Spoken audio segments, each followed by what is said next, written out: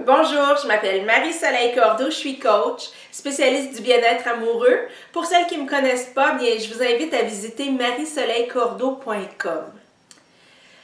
Si vous traversez présentement une rupture amoureuse et qu'il est difficile pour vous d'aller de l'avant, bien, j'ai pensé préparer quelques conseils afin de vous aider, peut-être de mettre un baume sur ce que vous vivez présentement, vous encourager à persévérer. Parce qu'aussi difficile que cette épreuve-là peut vous sembler présentement, je veux que vous sachiez que vous allez vous relever. Vous allez passer au travers. Même si vous avez l'impression en ce moment que ça ne sera pas possible, croyez-moi sur parole, vous allez vous en sortir. Puis j'espère que les conseils que je vais vous donner aujourd'hui vont vous aider en ce sens-là. Tout d'abord, pleurez. Pleurez, faites sortir toutes les émotions négatives qui sont à l'intérieur de vous. Que ce soit de la tristesse, de la colère. Exprimez ces émotions-là. Il faut que ça sorte. C'est pas sain de les garder à l'intérieur de vous. Donnez-vous ce droit-là de pleurer, même s'il y a une petite voix dans votre tête qui vous dit que ça n'a pas de bon sens de pleurer pour un homme qui vous a fait autant de mal ou qui vous a traité peut-être avec si peu de considération, ça reste que c'est un homme que vous avez aimé et c'est normal que vous ayez de la peine et c'est normal que votre peine se prolonge aussi.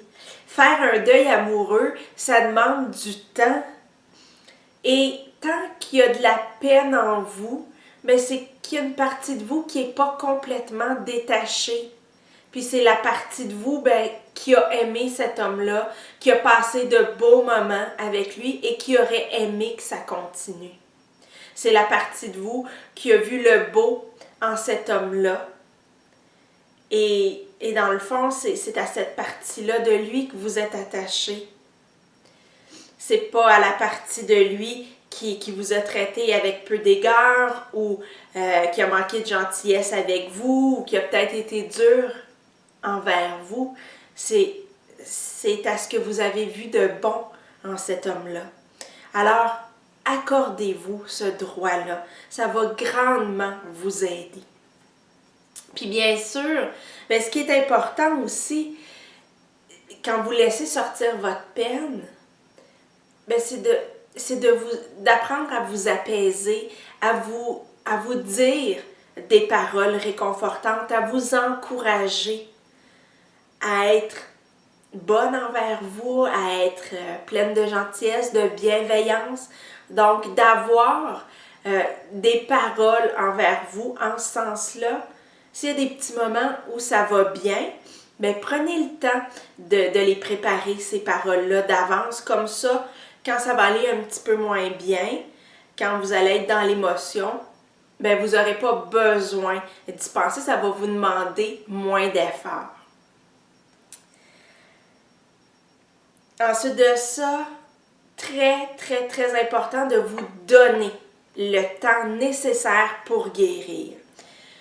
Habituellement, je remarque que les femmes ont tendance à se mettre beaucoup de pression, à vouloir passer au travers de ce deuil-là rapidement. D'une part, parce que c'est désagréable d'être toujours dans la négativité, dans des émotions en montagne russe, dans des pensées négatives qui tournent en boucle. Je comprends qu'on veut s'en sortir le plus rapidement. Par contre, on a chacune notre rythme et c'est pas en vous mettant de la pression à vous en sortir vite que vous allez y arriver. C'est très contre-productif. Donc, donnez-vous le temps. Puis ça se peut également que votre entourage vous mette de la pression. Votre entourage qui a été très supportant pendant les premiers temps, puis qui se dit, là c'est assez, là, passe à d'autres choses. L'entourage ne comprend pas toujours. L'entourage se sent impuissant aussi à aider. Alors, fermez vos oreilles quand vous entendez ces choses-là provenant de votre entourage. Chacune d'entre vous, vous avez votre rythme, puis vous avez votre histoire personnelle aussi. Parce que la rupture, c'est pas juste l'instant, ce qui s'est passé. En fait, j'allais dire l'instant présent, c'est pas seulement, vous pleurez pas seulement votre histoire avec cet homme-là. Vous pleurez également des blessures du passé, des blessures qui sont profondément enfouies à l'intérieur de vous. Je remarque que dans bien des cas, la rupture s'étend à d'autres aspects de vous, a une signification qui dépasse simplement la perte de l'être aimé.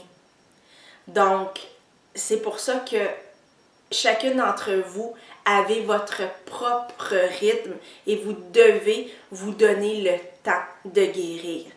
Et bien sûr, vous donner les moyens de guérir. Et vous êtes peut-être mal à l'aise aussi de parler à votre entourage de ce que vous vivez. Vous avez peut-être tendance à leur dire que tout va bien, puis à parler très peu de ce qui vous arrive. Si c'est le cas, je vous encourage à en parler. C'est important d'en parler. Ça va vous aider. Vous ne pouvez pas passer au travers d'une épreuve comme ça sans le soutien de votre entourage, sans le soutien de vos proches. Donc, jouez pas la comédie. Vous ne voulez pas gâcher... par exemple, vous êtes invité à un souper, vous ne voulez pas gâcher la soirée de tout le monde parce que vous ne filez pas.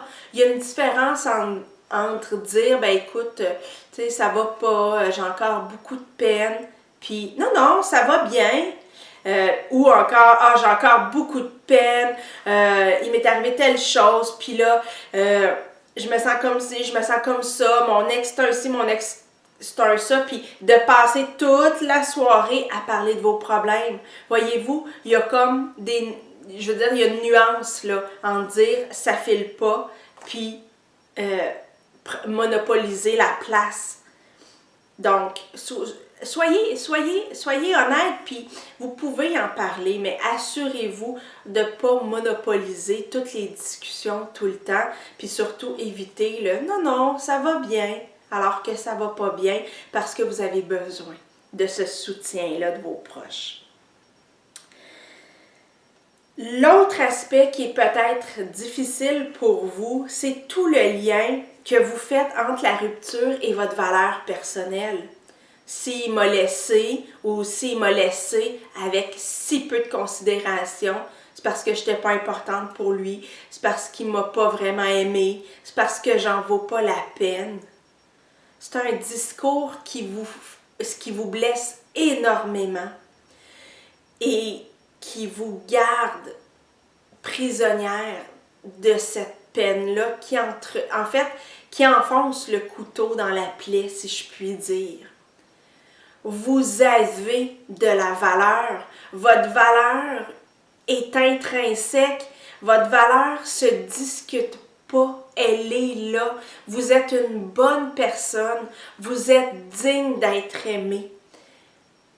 Malgré la décision que cet homme-là a prise de ne plus continuer sa route à vos côtés.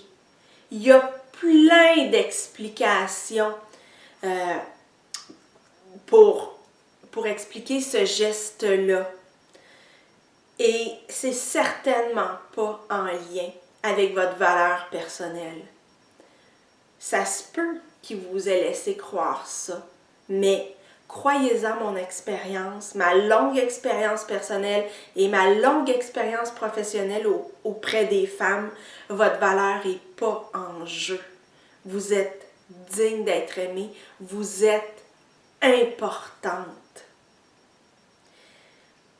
Et plutôt que de chercher des explications en lien avec vous, essayez, si vous en êtes capable, d'ouvrir votre perspective, puis d'essayer de voir en quoi cette décision-là qui a été prise par lui parle davantage de lui que de vous.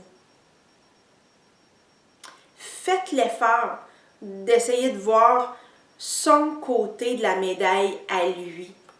Il vous a probablement fourni très peu d'explications ou il s'est peut-être trouvé des excuses en jetant le blâme sur vous. Mettez ça de côté, là, puis faites aller votre cerveau un petit peu. Forcez-vous à trouver des explications qui se rattachent à lui et qui n'engagent que lui.